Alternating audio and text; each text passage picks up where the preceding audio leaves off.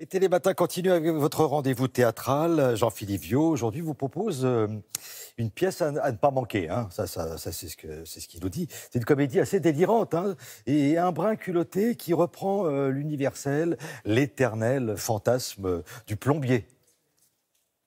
Oui, bonjour. Tous les sujets sont-ils bons pour faire une pièce de théâtre? Eh bien, la réponse est oui, puisqu'aujourd'hui, c'est de plomberie dont nous allons parler au travers de la création qui suit. Ce spectacle, quelque peu hors norme, nous vient tout droit du royaume de Belgique.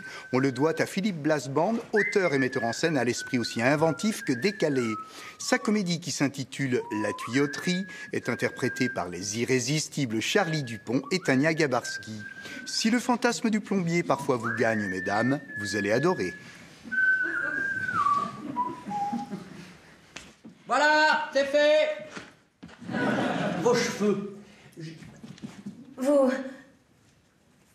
les aimez comme ça, mes cheveux? Ça a bouché le collecteur. Oh.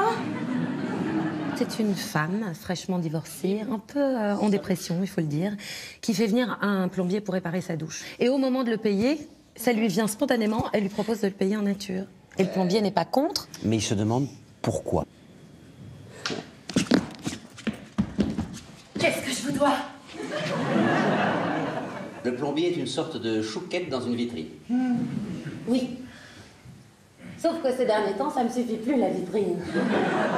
La femme veut absolument se faire le plombier, ce qui peut arriver, et il se fait que c'est elle qui a plutôt une sexualité masculine, qui voudrait que ce soit vite fait, bien fait, alors que lui est plutôt chaman. Comment aborder le cliché du fantasme du plombier par un biais qui n'existe pas que dans sa tête à lui. Et nous les psys, on hérite de tout ça. On travaille dur pour que les gens ils soient juste un petit peu moins malheureux, juste un peu. Parce que plus qu'un peu, non, on ne peut pas. Il y a tellement de merde dans la tête des gens, nous on peut juste écrémer. Vous aussi, votre métier c'est retirer la merde. Surprenante, originale, à la fois osée et subtile, cette truculente rencontre c'est nous montrer le touchant isolement de deux êtres plus impudiques par le cœur que par le corps. Ici sur les planches, dérision, volupté et pertinence font presque bon ménage. Faites-moi un enfant. Moi. Faites-moi l'amour et faites-moi un enfant. Moi. Vous devez penser que je suis complètement folle. Ah non. Mon personnage pourrait passer pour quelqu'un d'hystérique, mais en réalité, c'est une femme qui est au bord de la crise de nerfs.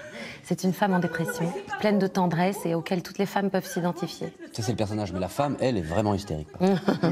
J'ai volé dans les grands magasins pour me faire attraper, pour que mon mari la prenne, pour qu'il s'inquiète pour moi. Il s'inquiétait pas pour vous? Jamais. Moi, à sa place, vous êtes une femme inquiétante, quand même. Moi, je me sens tellement seule que j'ai retiré le filtre de la douche. Cette pièce casse tous les clichés.